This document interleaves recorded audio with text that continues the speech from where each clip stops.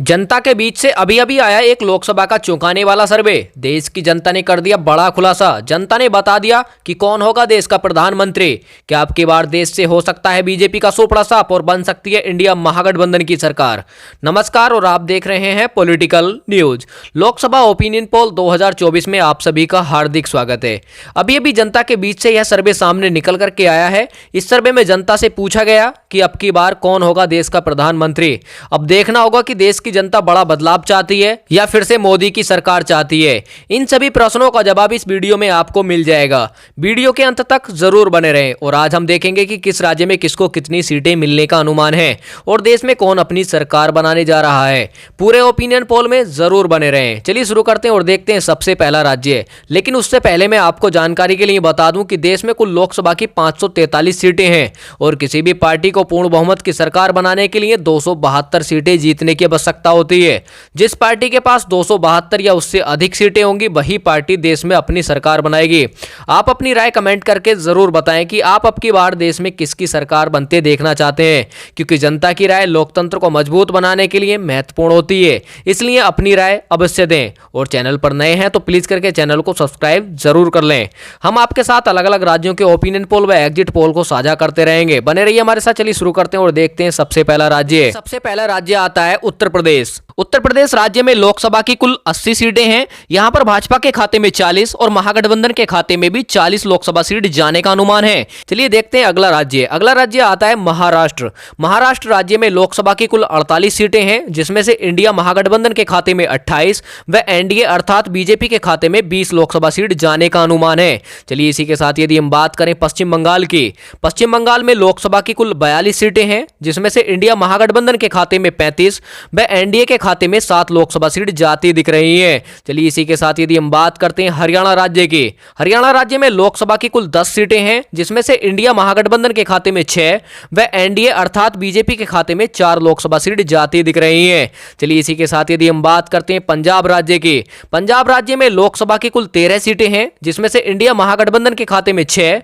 NDA के खाता खुलने की कोई संभावना नहीं है व अन्य दलों के खाते में 7 लोकसभा सीट जाती दिख रही है। पंजाब राज्य में एनडीए की लुटिया डूबती हुई नजर आ रही है। चलिए इसी के साथ यदि हम बात करते हैं गोवा राज्य की, गोवा राज्य में लोकसभा की कुल 2 सीटें हैं। गोवा राज्य में इंडिया व एनडीए के बीच बराबर की टक्कर देखने को मिल सकती है, यानी कि गोवा की 2 लोकसभा सीटों में से इंडिया के खाते में भी 1 व एनडीए के खाते में भी 1 लोकसभा सीट जाती दिख रही है। चलिए इसी के साथ यदि हम बात करते हैं असम राज्य की, असम राज्य में लोकसभा की कुल 14 सीटें हैं, जिसमें से इंडिया महागठबंधन के खाते में 6 व एनडीए अर्थात बीजेपी के खाते में 8 लोकसभा सीट जाती दिख रही है। चलिए इसी के साथ यदि हम बात करते हैं छत्तीसगढ़ राज्य की, छत्तीसगढ़ राज्य में लोकसभा की कुल 11 सीटें हैं, जिसमें से इंडिया महागठबंधन के खाते में 6 व एनडीए अर्थात बीजेपी के खाते में 5 लोकसभा सीट जाती दिख रही है। चलिए इसी के साथ यदि हम बात करें तमिलनाडु राज्य की, तमिलनाडु राज्य में लोकसभा की कुल 39 सीटें हैं, जिसमें से इंडिया महागठबंधन के खाते में 25 व एनडीए के खाते में 12 व अन्य पार्टियों के खाते में 2 लोकसभा सीट जाती दिख रही है। चलिए इसी के साथ यदि हम बात करते हैं केरल राज्य की, केरल राज्य में लोकसभा की कुल 20 सीटें हैं, जिसमें से इंडिया महागठबंधन के खाते में 13, एनडीए के खाता खुलने की यहां संभावना नहीं है, जबकि अन्य पार्टियों के खाते में 7 लोकसभा सीट जाती दिख रही है। केरल राज्य में भी बीजेपी की लुटिया डूबती हुई नजर आ रही है, जबकि इंडिया महागठबंधन को यह काफी फायदा होता नजर आ रहा है। चलिए इसी के साथ यदि हम बात करें तेलंगाना राज्य की, तेलंगाना राज्य में लोकसभा की कुल 17 सीटें हैं, जिसमें से इंडिया महागठबंधन के खाते में 12 व एनडीए के खाते में 5 लोकसभा सीट जाती दिख रही है। तेलंगाना राज्य में भी एनडीए को काफी नुकसान का सामना करना पड़ सकता है, जबकि इंडिया को यहां काफी फायदा होता नजर आ रहा है। देखिए इसी के साथ यदि हम बात करें मणिपुर राज्य की, मणिपुर राज्य में लोकसभा की कुल 2 सीटें हैं। मणिपुर राज्य की 2 की 2 लोकसभा सीट इंडिया महागठबंधन के खाते में जाती दिख रही है। मणिपुर राज्य में एनडीए का खाता खुलने की कोई संभावना नहीं है। मणिपुर राज्य में एनडीए की लुटिया डूबती हुई नजर आ रही है। चलिए इसी के साथ यदि हम बात करते हैं मध्य प्रदेश राज्य की, मध्य प्रदेश राज्य में लोकसभा की कुल 29 सीटें हैं, जिसमें से इंडिया महागठबंधन के खाते में 21 व एनडीए के खाते में 8 लोकसभा सीट जाती दिख रही है। चलिए इसी के साथ यदि हम बात करें त्रिपुरा राज्य की, त्रिपुरा राज्य में लोकसभा की कुल 2 सीटें हैं। त्रिपुरा राज्य में इंडिया व एनडीए के बीच बराबर की टक्कर देखने को मिल सकती है। त्रिपुरा की 2 लोकसभा सीटों में से इंडिया महागठबंधन के खाते में भी 1 व एनडीए अर्थात बीजेपी के खाते में भी 1 लोकसभा सीट जाती दिख रही है। इस प्रकार हमने 329 सीटों का सर्वे विस्तार से जाना, जिसमें से देखा गया कि कांग्रेस यानी कि महागठबंधन के खाते में 198 व एनडीए अर्थात बीजेपी के खाते में 113 व अन्य पार्टियों के खाते में 18 लोकसभा सीट जाती दिख रही हैं। इस प्रकार अभी तक कांग्रेस आगे चल रही है, यानी कि इंडिया महागठबंधन अपनी बढ़त बनाए हुए चल रहा है। चलिए अगला राज्य देखते हैं। अगला राज्य आता है हमारा जम्मू कश्मीर। जम्मू कश्मीर में लोकसभा की कुल 6 सीटें हैं। जम्मू कश्मीर में भी इंडिया व एनडीए के बीच बराबर की टक्कर देखने को मिल सकती है। जम्मू कश्मीर की 6 लोकसभा सीटों में से इंडिया महागठबंधन के खाते में भी 3 व एनडीए के खाते में भी 3 लोकसभा सीट जाती दिख रही हैं। इसी के साथ यदि हम बात करें मेघालय राज्य की, मेघालय राज्य में लोकसभा की कुल 2 सीटें हैं। मेघालय राज्य की 2 लोकसभा सीट इंडिया महागठबंधन के खाते में जाती दिख रही है। मेघालय राज्य में एनडीए का खाता खुलने की कोई संभावना नहीं है। मेघालय अरुणाचल प्रदेश में लोकसभा की कुल 2 सीटें हैं।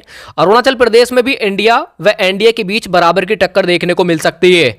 अरुणाचल प्रदेश की 2 लोकसभा सीटों में से इंडिया महागठबंधन के खाते में भी 1 व एनडीए के खाते में भी 1 लोकसभा सीट जाती दिख रही है। चलिए इसी के साथ यदि हम बात करें बिहार राज्य की, बिहार राज्य में लोकसभा की कुल 40 सीटें हैं, जिसमें से इंडिया महागठबंधन के खाते में 24 व एनडीए के खाते में 16 लोकसभा सीट जाती दिख रही है। चलिए इसी के साथ यदि हम बात करें झारखंड राज्य की, झारखंड राज्य में लोकसभा की कुल 14 सीटें हैं, जिसमें से इंडिया व एनडीए के बीच बराबर की टक्कर देखने को मिल सकती है। झारखंड की 14 लोकसभा सीटों में से इंडिया महागठबंधन के खाते में भी 7 व एनडीए अर्थात बीजेपी के खाते में भी 7 लोकसभा सीट जाती दिख रही हैं। इसी के साथ यदि हम बात करते हैं राजस्थान राज्य की, राजस्थान राज्य में लोकसभा की कुल 25 सीटें हैं, जिसमें से इंडिया महागठबंधन के खाते में 9 व एनडीए अर्थात बीजेपी के खाते में 16 लोकसभा सीट जाती दिख रही है। राजस्थान राज्य में इंडिया महागठबंधन को नुकसान का सामना करना पड़ सकता है, जबकि एनडीए को यहां काफी फायदा होता नजर आ रहा है। चलिए इसी के साथ यदि हम बात करते हैं गुजरात राज्य की, गुजरात राज्य में लोकसभा की कुल 26 सीटें हैं, जिसमें से इंडिया महागठबंधन के खाते में 8 व एनडीए अर्थात बीजेपी के खाते में 18 लोकसभा सीट जाती दिख रही हैं। गुजरात राज्य में भी इंडिया महागठबंधन को नुकसान का सामना करना पड़ सकता है, जबकि एनडीए को यहां काफी फायदा होता नजर आ रहा है। चलिए इसी के साथ यदि हम बात करते हैं दिल्ली राज्य की, दिल्ली राज्य में लोकसभा की कुल 7 सीटें हैं, जिसमें से इंडिया महागठबंधन के खाते में 5 व एनडीए के खाते में 2 लोकसभा सीट जाती दिख रही हैं। चलिए इसी के साथ यदि हम बात करें हिमाचल प्रदेश की, हिमाचल प्रदेश में लोकसभा की कुल 4 सीटें हैं, जिसमें से इंडिया व एनडीए के बीच बराबर की टक्कर देखने को मिल सकती है। हिमाचल प्रदेश की 4 लोकसभा सीटों में से इंडिया महागठबंधन के खाते में भी 2 जबकि एनडीए के खाते में भी 2 लोकसभा सीट जाती दिख रही हैं। चलिए इसी के साथ यदि हम बात करें उड़ीसा राज्य की, उड़ीसा राज्य में लोकसभा की कुल 21 सीटें हैं, जिसमें से इंडिया महागठबंधन के खाते में 6 व एनडीए अर्थात बीजेपी के खाते में 2 व अन्य पार्टियों के खाते में 13 लोकसभा सीट जाती दिख रही हैं। इसी के साथ यदि हम बात करते हैं अन्य केंद्र शासित प्रदेशों की, अन्य केंद्र शासित प्रदेशों में लोकसभा की कुल 7 सीटें हैं, जिसमें से इंडिया महागठबंधन के खाते में 4 व एनडीए के खाते में 3 लोकसभा सीट जाने का अनुमान है। चलिए इसी के साथ यदि हम बात करें आंध्र प्रदेश की, आंध्र प्रदेश में लोकसभा की कुल 25 सीटें हैं, जिसमें से इंडिया महागठबंधन के खाते में 14 व एनडीए के खाते में 2 व अन्य पार्टियों के खाते में 9 लोकसभा सीट जाने का अनुमान है। इस प्रकार हमने लोकसभा की 543 सीटों का सर्वे विस्तार से जाना, जिसमें से देखा गया कि इंडिया महागठबंधन के खाते में 283 व एनडीए अर्थात बीजेपी के खाते में 185 व अन्य दलों के खाते में 75 लोकसभा सीट जाती दिख रही हैं। और मैंने वीडियो के शुरू में ही बताया था आपको कि किसी भी पार्टी को पूर्ण बहुमत की सरकार बनाने के लिए 272 सीटें जीतने की आवश्यकता होती है, जिसमें से इंडिया महागठबंधन के खाते में 283 लोकसभा सीट जाती दिख रही हैं। तो अब की बार इस ओपिनियन पोल के आधार पर हम कह सकते हैं कि देश में इंडिया महागठबंधन अपनी सरकार बनाने जा रहा है। और साथियों, आपको क्या लगता है कि अब की बार देश में किसकी सरकार बनेगी और आप किसकी सरकार बनते देखना चाहते हैं? कमेंट करके जरूर बताएं, क्योंकि जनता की राय लोकतंत्र को मजबूत बनाने के लिए महत्वपूर्ण होती है, इसलिए अपनी राय अवश्य दें।